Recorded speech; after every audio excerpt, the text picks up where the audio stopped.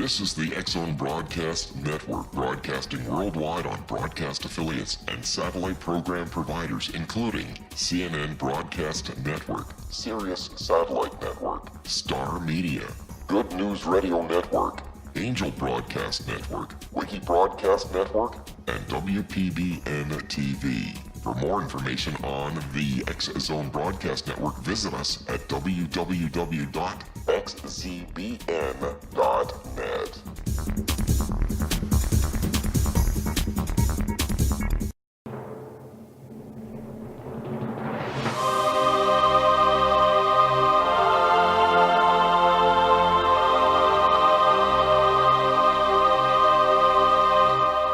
The Science of Magic with Gwilda Wiyaka is largely an opinion talk show. All opinions, comments, or statements of fact expressed by Gwilda Wiyaka's guests are strictly their own and are not to be construed as those of the Science of Magic or endorsed in any manner by Gwilda Wiyaka, rel-mar McConnell Media Company, its affiliated networks, stations, or employees.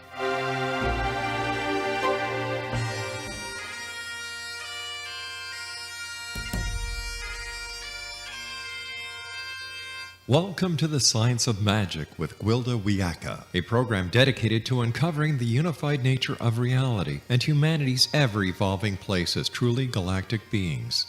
For more information on the Science of Magic with Gwilda Wiyaka, visit us online at www.thescienceofmagic.net.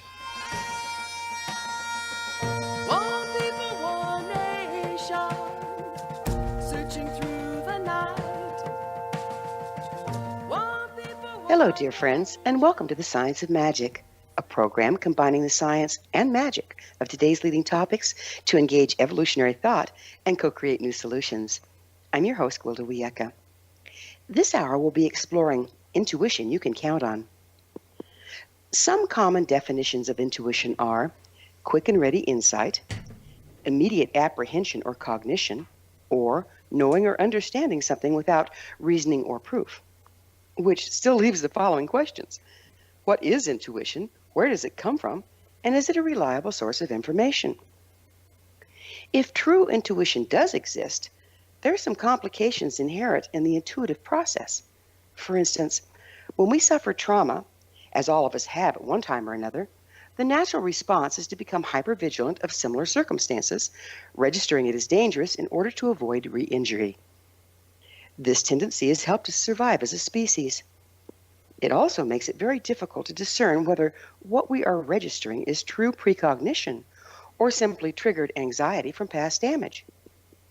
As well, there's much talk of our belief systems creating our personal reality. If this is true, when a similar situation triggers us into past damage, yet we view it as clear and present danger, do we not recreate the outcome by believing in it? Is intuition instinctual or something else altogether? Is it standard issue or only doled out to a select few? With us this hour to explore this fascinating topic is Lisa Kay, author of Intuition on Demand, a step-by-step guide to intuition you can trust. Lisa is a teacher, author, and speaker specializing in intuition. She teaches others how to use their intuition so it's more accurate, dependable, and trustworthy. Considered an intuition expert, Lisa has taught hundreds of people intuition development in workshops and seminars. She holds degrees in electrical engineering from Columbia University, psychobiology from the State University of New York, and a PhD from the University of Metaphysical Sciences. Her website is all caps LMK, then the numerals 88.com. That's LMK88.com. Lisa, thank you so much for joining us on the Science of Magic. Thanks for having me, Gwilda. I'm really excited to talk to you today. I think we should have a lot of fun. This is a great topic. I love it. Yeah. Me too. You think, huh? So with a degree in electrical engineering and one in psychobiology, what led you to become an intuition expert? Well, I am the kind of person who's infinitely curious. I just love to figure out how things work. And I figured out if I knew how the world worked, then I could live a better life. And I've always loved science, and so I studied science first and got a degree in psychobiology. I was also interested in the mind and how the mind works, and then went on and was interested in technology, and so I went and studied electrical engineering. But engineering and science and all the studies that go with that really do help explain a lot of things about the way the world works. But one of the things that Western science didn't cover was things that were more transcendental, things that were more intangible, metaphysical. And I was interested in that as well. So I went and studied metaphysical sciences, and with a concentration in intuition, because I think, and I still do, I think that intuition is the magic of life. And they say that everybody has that ability to be intuitive, as you spoke a little bit earlier in your intro. But I really wanted to know, well, if that's true, then how do I become intuitive? Again, going on and saying, I want to learn it all. So I went and I studied that. We're going to have to pick up on this on the other side of a commercial break. It is that magic moment, so time for that break. Great. But first, let me tell you about an exciting upcoming provision for those interested in spiritual evolution and personal empowerment, shamanic style. Path Home Shamanic Art School, Galactic Shamanism, Art of the Ancients, Key to Tomorrow, and Children of Tomorrow, Galactic Gatekeepers are a revolutionary, affordable series of online classes designed to guide and support you and your family during these times of transition. They'll be coming soon to findyourpathhome.com, so stay tuned to be the first to experience these amazing classes. Again, that's findyourpathhome.com. Lisa and I will return shortly, so don't go away. You're listening to The Science of Magic, aired daily on xzbn.net. Prior episodes can always be accessed free of charge on our website, thescienceofmagic.net.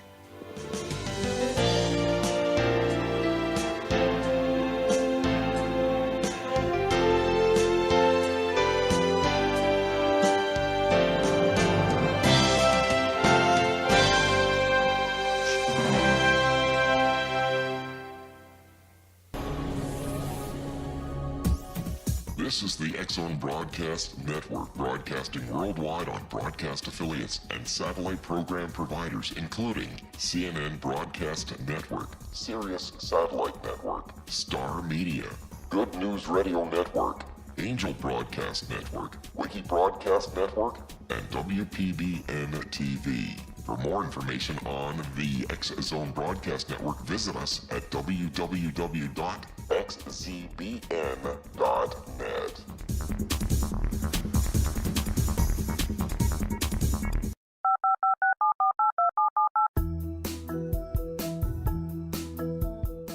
Did you know that when you're on the road with limited data or Wi-Fi, you can still listen to the X-Zone Radio Show with Rob McConnell, The Science of Magic with Gwilda Wiyaka, X-1, Dimension X, Space Patrol, and every minute of the X-Zone Broadcast Network by calling 213-401-0080, courtesy of Audio Now. No smartphone, app, or internet needed. It saves your data plan, and it's free if you have unlimited minutes. Call 213-401-0080 to listen on any phone, anytime, anywhere. Remember 213-401-0080 for the best of the paranormal, parapsychology, and sci-fi radio programming anywhere, 24/7, 365.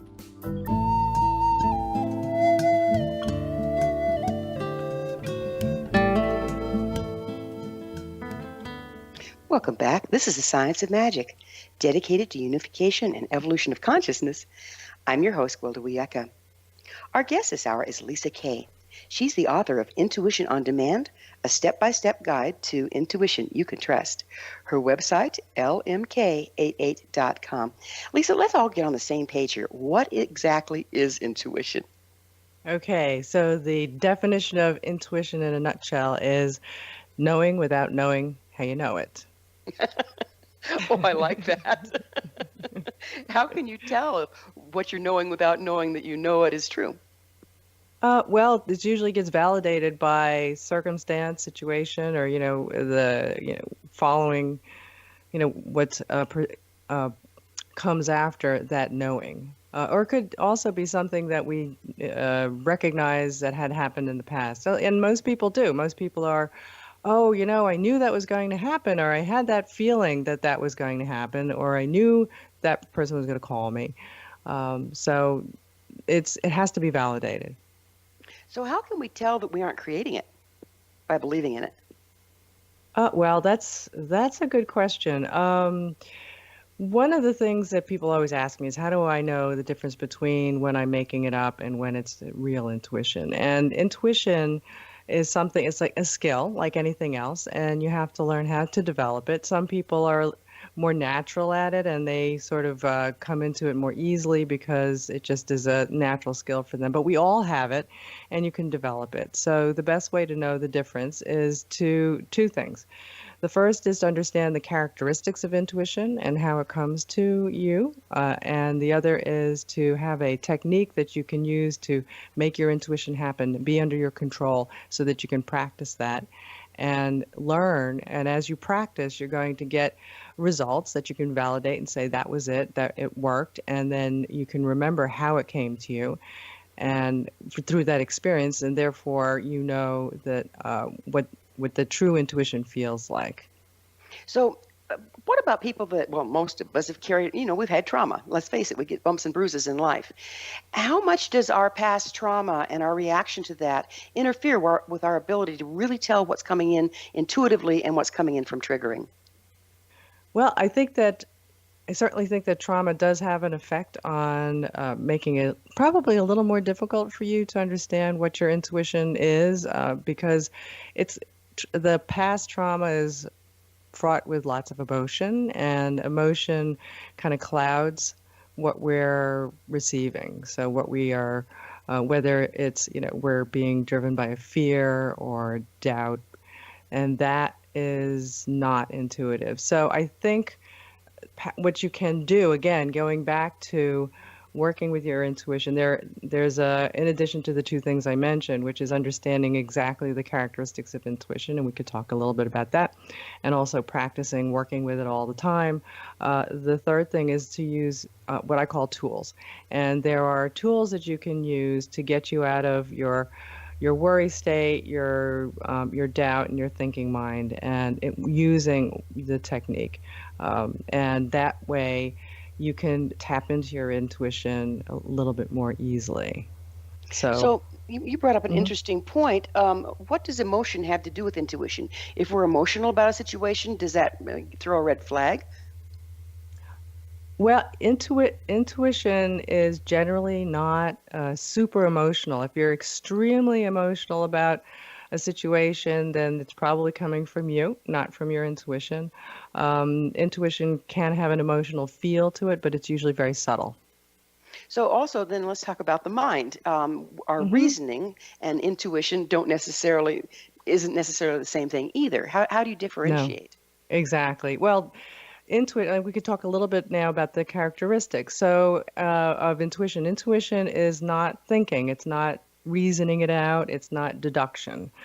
Intuition is, as you had said a little earlier, it can be an epiphany. It's usually quick, penetrating insight. It's a pop up, and that's a great term in that it just will pop up inside of you. And again, it's inside. People sometimes think it's outside, but it's not. It could be one word. It can be an image or a part of an image in your mind. Um, it can be a subtle feeling. Like, and the feeling might be more not always emotional, but it might be an attraction, a little draw, or you feel like, oh, I feel like I'd rather go in this direction than that direction. So those are some of the characteristics. The other thing, and these characteristics, interestingly enough, of intuition are reflective of what's going on in your what I call your intuitive mind. And that's the part of your brain that is intuitive and that has intuition characteristics, which happens to be the right side of your brain. And the right side of the brain processes information that is not logic and deduction, but actually is more holistic, more gestalt. It thinks in symbols, it thinks in pictures, and that's where our intuitive information is. So how does that relate to imagination? Well, imagination is the experience of imagination is similar. But again, imagination is something that you can manipulate and you can play around with in your mind, whereas intuition it appears in the same place in the same way. But I found the intuitive messages are not easily manipulated. They kind of stick and they're repetitive. So they kind of come in through the same channels, but they have a different flavor? Yeah, yeah, exactly. They have a their characteristics again is that they do have a different flavor. They often repeat themselves, and it's short and it's to the point. So if a person is, trying to start to figure out the difference between just sitting there daydreaming and Mm. actually having an intuition, that's kind of like splitting hairs almost, isn't it? How do you get that figured out? Yes, exactly. And the way you do it is you have a technique that you practice, and the key is that you have to practice. And just like any skill, if you want to know what it feels like to have intuition, it's the same thing as knowing what it's like to swim or knowing what it's like to play tennis, serve a ball. The only way you're going to know is to actually do it and practice it, right? So if you are learning, you want to know what it feels like to swim, you have to actually get in the water. But then you can't just sink in the water. You actually have to learn a technique to swim. And as you're practicing and learning that how to swim, that skill, you'll start to know and feel like what it is to be swimming. Does that make sense to you? Yes, it does. It's a practice makes perfect kind of thing, right? Yeah, exactly. And so you And start to pick up the mhm. subtle differences. The differences, exactly. And I talk a lot about in the book about not only do I describe the techniques and the characteristics of intuition and also tools, but I also talk about how to practice your intuition and what the proper exercises are and what a really good intuition exercise is versus a bad one. And and when you practice your intuition and you're going to be getting hits and you're going to be getting things right, there's a way to I ask people to remember those by writing them down because when it Hmm. comes to you, it's like, oh, that's how it came to me. I can give you an example. I was practicing my own intuition, and you can do this anywhere, anytime, because you're always out and about, you're making decisions, you're trying to get information.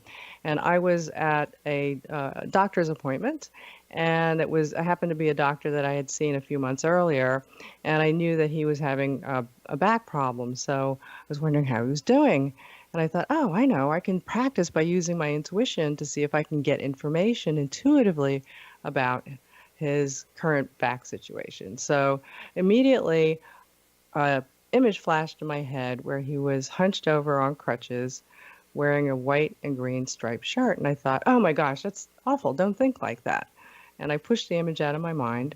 And then I went and used a technique and got more information that was later validated to be correct. And then 10 minutes later, he walks into the room. He was hunched over on crutches, wearing a striped white and green shirt. And I was surprised. Oh, goodness. And I This was stuff like, really oh, works.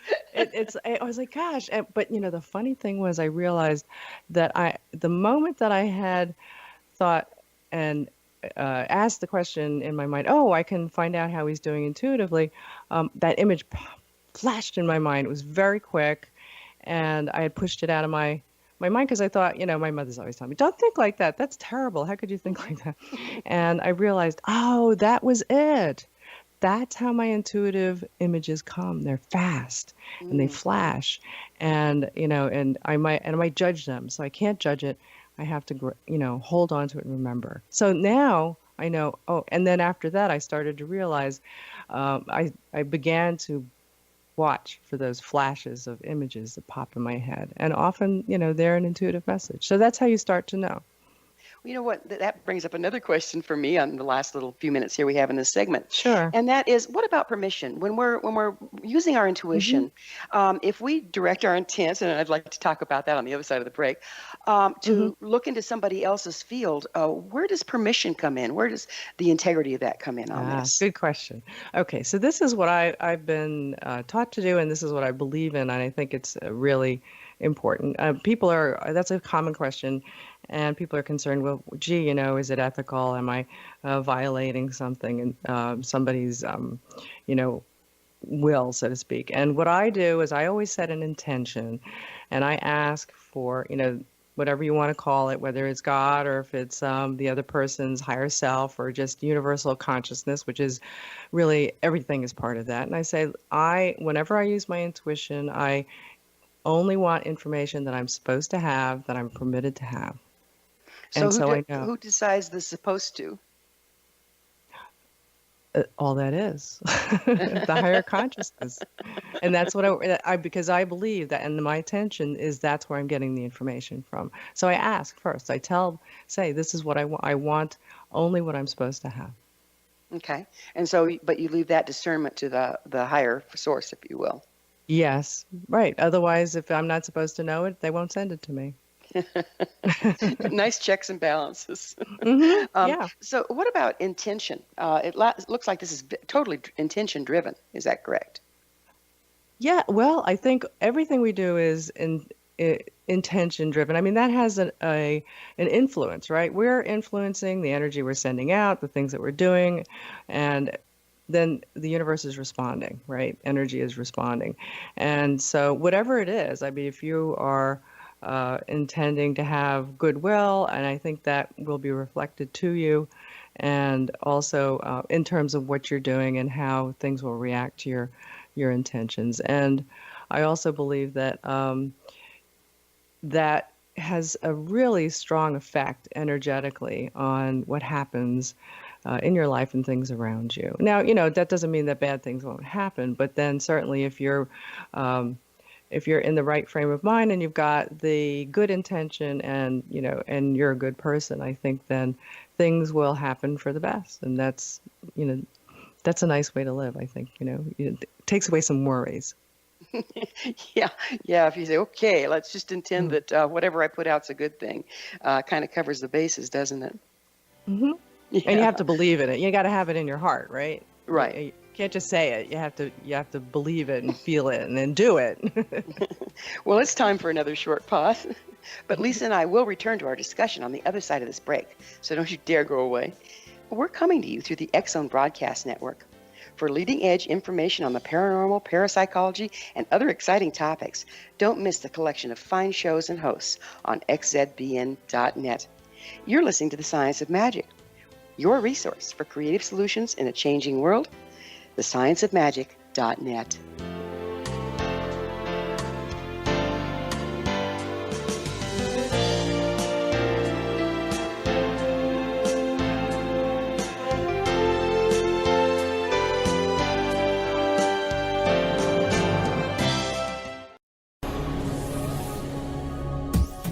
This is the X-Zone Broadcast Network, broadcasting worldwide on broadcast affiliates and satellite program providers, including CNN Broadcast Network, Sirius Satellite Network, Star Media, Good News Radio Network, Angel Broadcast Network, Wiki Broadcast Network, and WPBN TV. For more information on the X-Zone Broadcast Network, visit us at www.xzbn.net.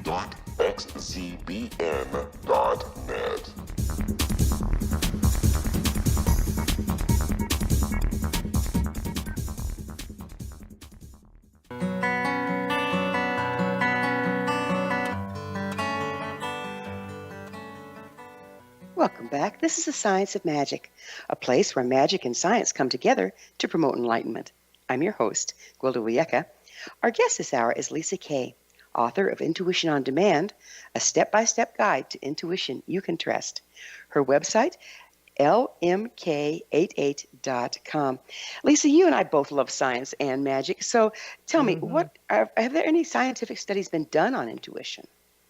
Oh, there have been thousands. And in fact, that's kind of the thing that I started looking at first, just to see, what science is out there on intuition. And there have been thousands of studies that have been done on all kinds of aspects of intuition. You might want to call that kind of people would believe that were intuition and maybe even psychic. So there are things like predicting the future, for example, was something that they've done studies on. And what they do is there have been a lot of smaller studies, and then they do what they call a study of studies. And then they take all the results of those different studies that are maybe using, 100 samples, and then they combine them and look at the results of all of them. And these studies were done around the world, and they were done with the same parameters, using the same controls, and changing the same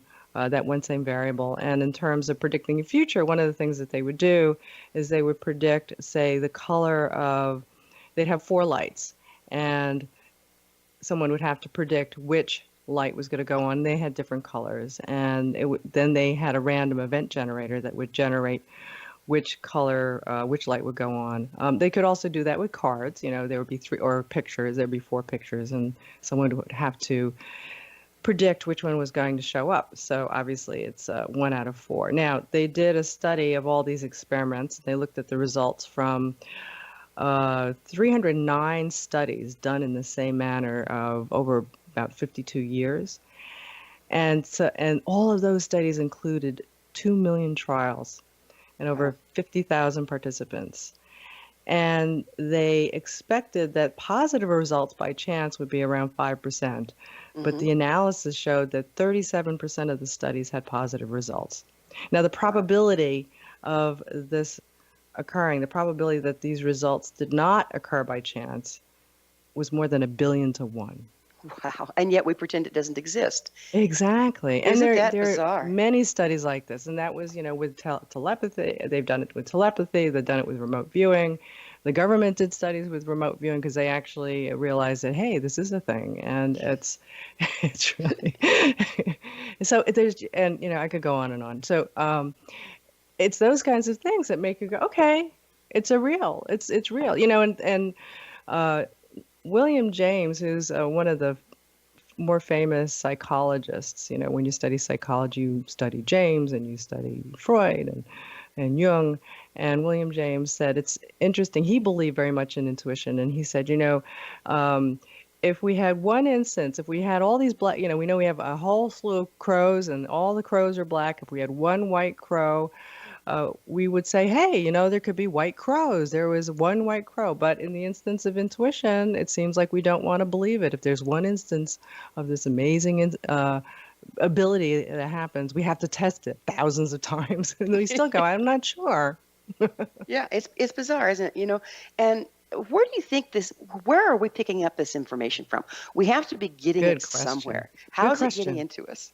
And that's why I studied all the things I did. I also studied the human energy system. I did a lot of studies first I started with Qigong, which is from Chinese, the traditional Chinese medicine. Qigong means energy work, and it's the mother of all energy healing modalities. And I studied a bunch of other healing modalities. And it was interesting that a lot of it sort of comes together with the same understanding and theory of that we have a human energetic system on which our physical body is built, and that human energy system is connected to energy outside of us and around us, and energy's flowing through us, and we take it in and we send it out. But along with physics, as I'm sure a lot of people have heard, that everything is made of energy. And from physics, that energy cannot be created nor destroyed. It can only be transformed. So that means it is one thing. And so the energy that makes our physical bodies is the same energy that creates our thoughts. And when you put all that together, it's like, okay, so there's this flow of energy that can contain information. And that's one way of looking at how we can get, say, some information outside of us from other people, from other places, other, whatever you want to call it, other things, and absorb that in our own energy system, and then be able to interpret that, with our minds. And that's one aspect of it. And that information could be thoughts, it could be, divine consciousness, it could be all kinds of things. And so I think that that's certainly the way we're getting some of this information that we don't know how we know it. And that's so magical. It is magical, isn't it? And it's like, in my lifetime, it's just been validated again and again and again and again. And the one thing that I found, and we're going to slide right back into intention, is if I'm working on a particular project or intending to achieve something, my intuition will tend to hone in on the information I need to know around that thing. Would you mind speaking to that? Exactly. And that's what I love about the mind. The mind, you create your own reality through your thoughts. That's a little bit about what The Secret was about, and what, the law of attraction. You send out what your intention is, what it is you want, and then the universe responds with like energy. And then you can, just as you were saying, when you're working on a project, then all of a sudden things synchronistically start to appear that are just the right thing for you to do what you need to do on your project, give you more It's information, right? Yeah, and that brings us back to the question, okay, are we creating it and that's why we know it's going to happen, or do we take the right Uh, steps because we know what's coming? I think it's a little of both. We're Yeah. co-creators, but that doesn't mean we are the creator. And it's the universe is a very complex thing, and we can get very heady here. Um, and when you study physics, it gets really heady. I know that I experienced that even just studying in my texts. Um, but if I think that knowing that we're co-creators, and that the intention that we have as we're moving through life can also attract and bring to us things that we need at the right time, and then also bring us information that we may need. That's what we're tapping into. That's what we are using our intention for, in terms of sending things out. Now, when you were saying, do we create it? I think maybe there is a portion of uh, we know, maybe we don't know. We don't know all of these things. And let's see where we avoided an accident. Did we create the accident? No, I would not necessarily, or maybe we did, and maybe we also created the the situation of avoiding it as well. But that gets really, that gets into the God question. Yeah, you can really go down a rabbit hole with that one, can't you? Absolutely. So what's the difference between being intuitive and being empathic?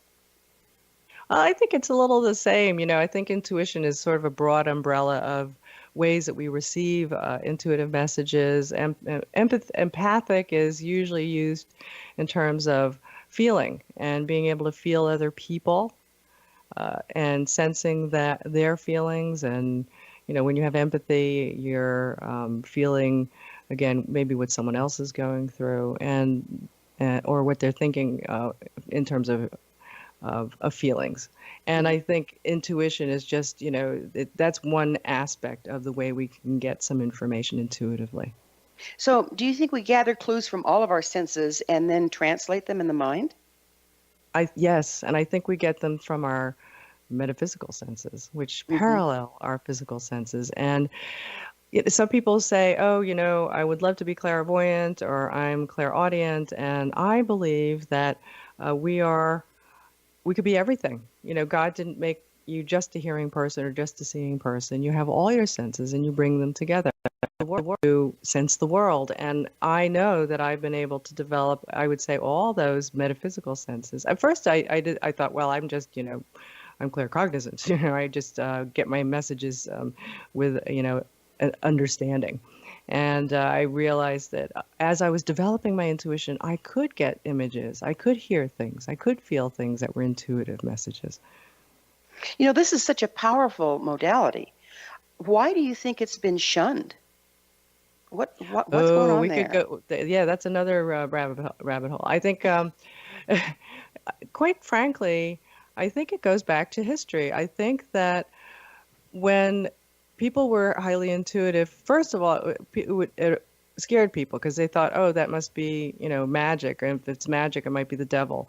I think another thing might be, way back thousands of years ago, the church had a lot of control over how people live their lives, and going through, I believe, the Catholicism or Christianity way back when, they wanted to be the ones to have connection to God because their people were the holy ones.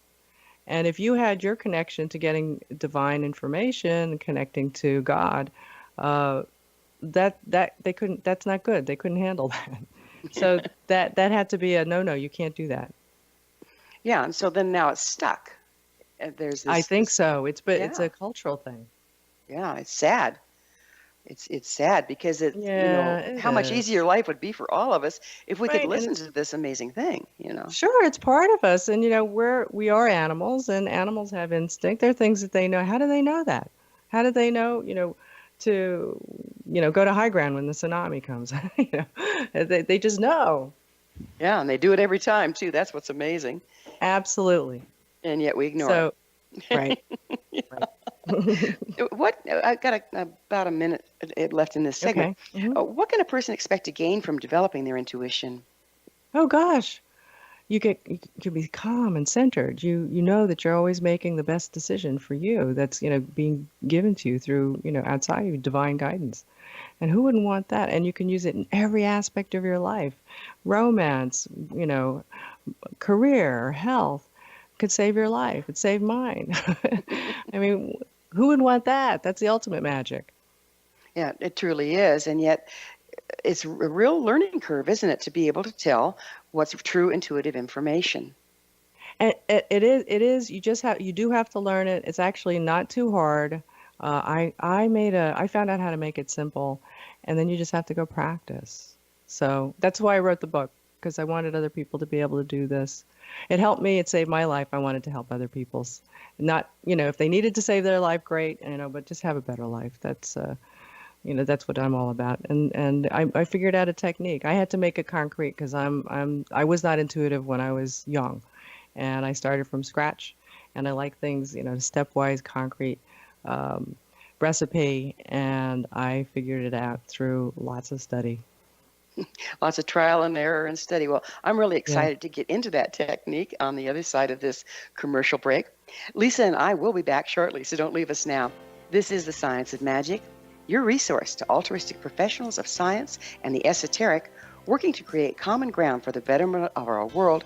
Join our email family to receive amazing topic-driven episode collections at thescienceofmagic.net. On the other side of this break, we'll get into how do you access your intuition?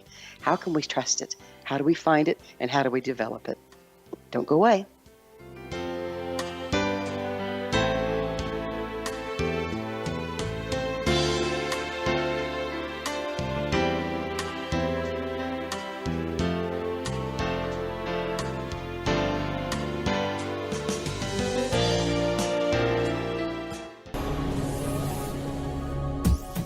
This is the X-Zone Broadcast Network, broadcasting worldwide on broadcast affiliates and satellite program providers, including CNN Broadcast Network, Sirius Satellite Network, Star Media, Good News Radio Network, Angel Broadcast Network, Wiki Broadcast Network, and WPBN TV. For more information on the X-Zone Broadcast Network, visit us at www.xzbn.net.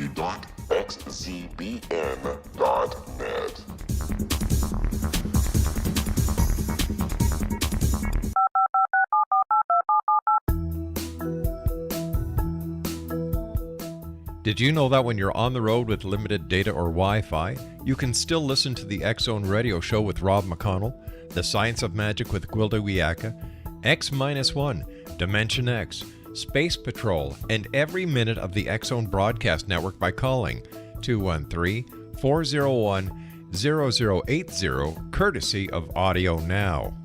No smartphone, app, or internet needed. It saves your data plan, and it's free if you have unlimited minutes. Call 213-401-0080 to listen on any phone, anytime, anywhere. Remember 213-401-0080 for the best of the paranormal, parapsychology, and sci-fi radio programming anywhere, 24/7, 365.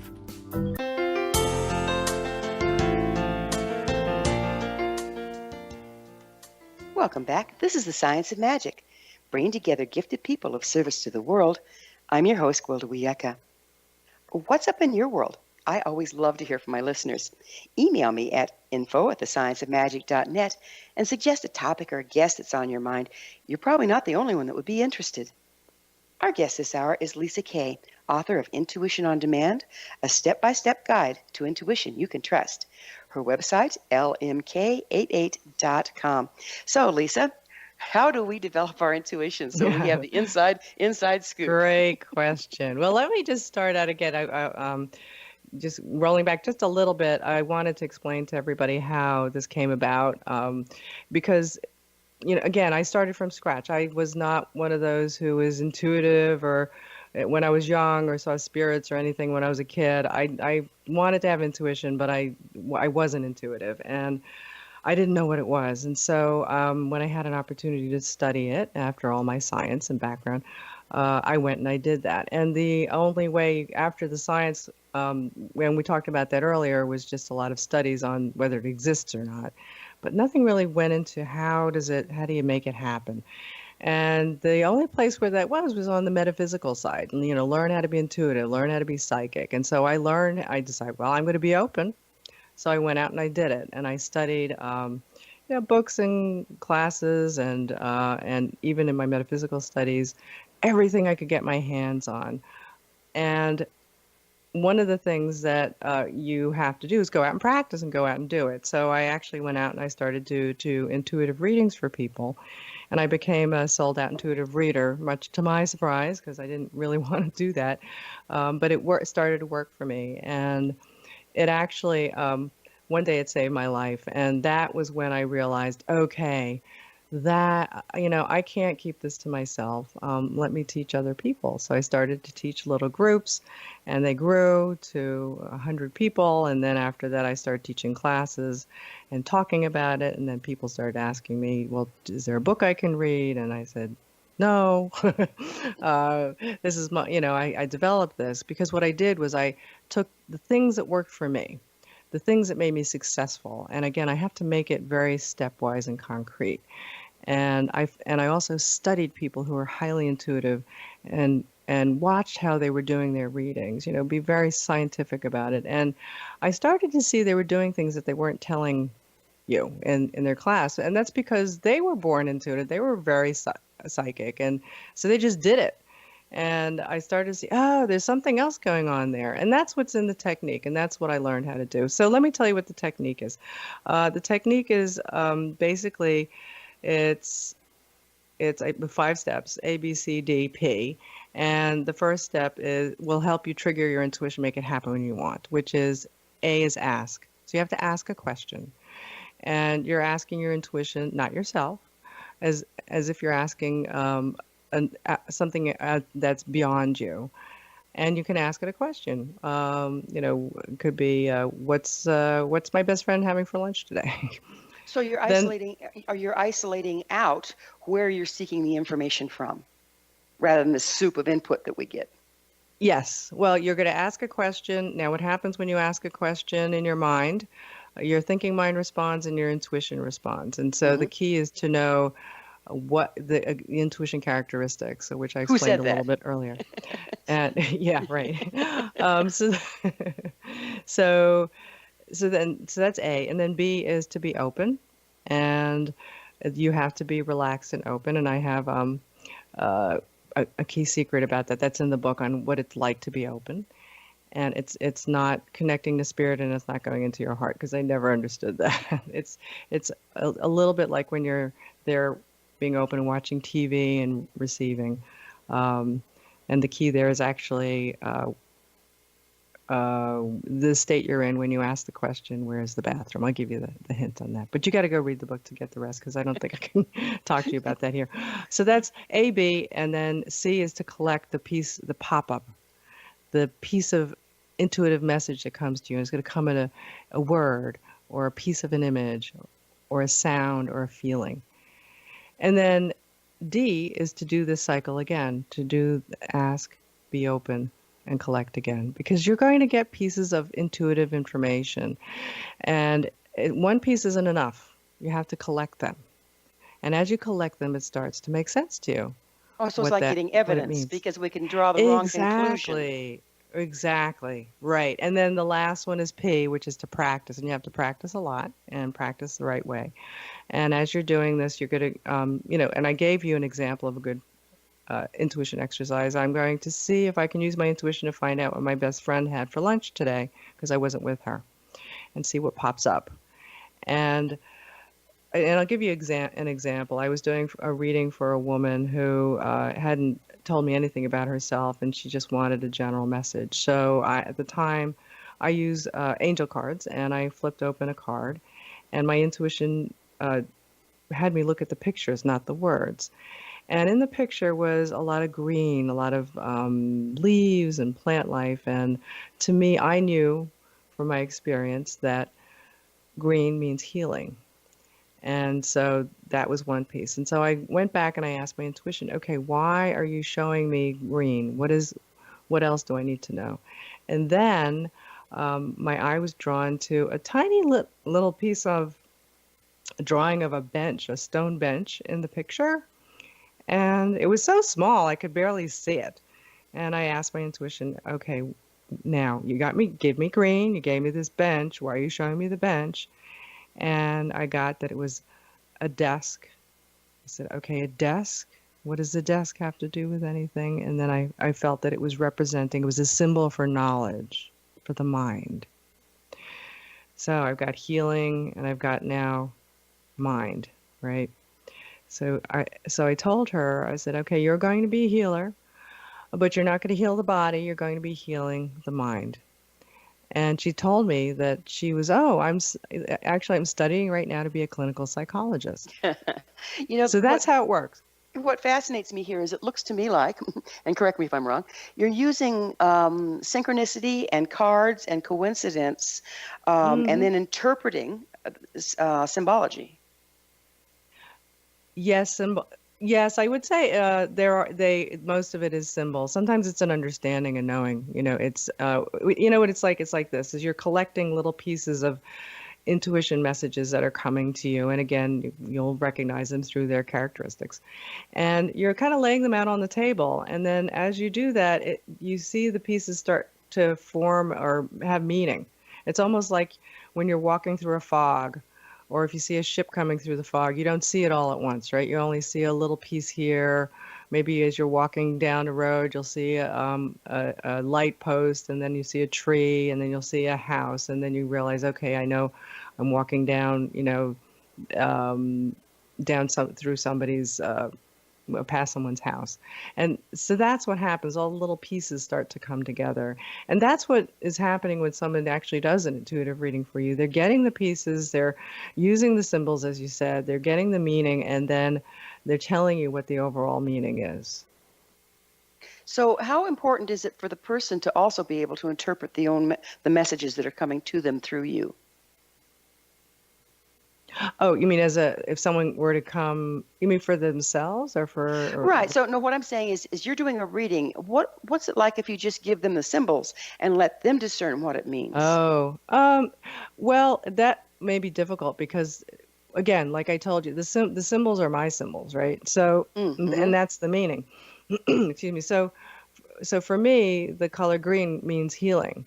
Because I've done, I was doing other readings and I was also getting other messages many, many times before. And healing was always, when green appeared, it was always meaning healing. So do you set But for someone else, it might not mean the same thing. Right. So do you set your intent to get your symbols rather than their symbols because you're working in their field? Well, the way the mind works is the mind is going to talk to you. Your brain is going to be representing things and things that you understand, right? Got it. So so that's what's happening is you're looking at what your intuitive mind is giving you, and it works within you. It's not it can only represent things to you that have meaning to you because it's your mind. Can you explain why some intuitive information comes to pass and others do not, even though it has the same hallmark and everything? Okay, so that's one of the things those are things like, wow, my intuition doesn't always seem to work. Well, it may be working for you. It just might be a few things. It might be number one, you misinterpreted it. It might be something that's happening in the future. It might be that, or it might be something that's not, you weren't right, that you missed it. Pretty fascinating. So you found, I'm sure, that as the more you worked with it, the more accurate you could become. Do you think, and we're just a few seconds left here, do you think that the world is going to change as a result of us accessing our intuition? Yeah, absolutely. Can you imagine if everybody in the world was highly intuitive and connected to divine source? we'd always be, on the right path for everybody's highest good because we're all one. That could be a beautiful thing, couldn't it? Well, Lisa, I can't thank you enough for being part of the solution rather than part of the problem. And Oh, thank you. Thanks for being on the show. Thank you for having me. It was great. Thanks, It was Gwilda. great. Time flies and we're out of it. But Lisa was on the show. It was wonderful to have her talking about intuition and how we can access our own. Her name is Lisa Kay, and she's the author of Intuition on Demand, a step-by-step guide to your intuition you can trust. You can find her information on her website, lmk88.com. This has been The Science of Magic. Join our email family to be the first to receive our thought-provoking, topic-driven episode collections at thescienceofmagic.net. Until next time, dear ones, may you be blessed with knowledge and comforted with love as you engage your intuition. Whoa!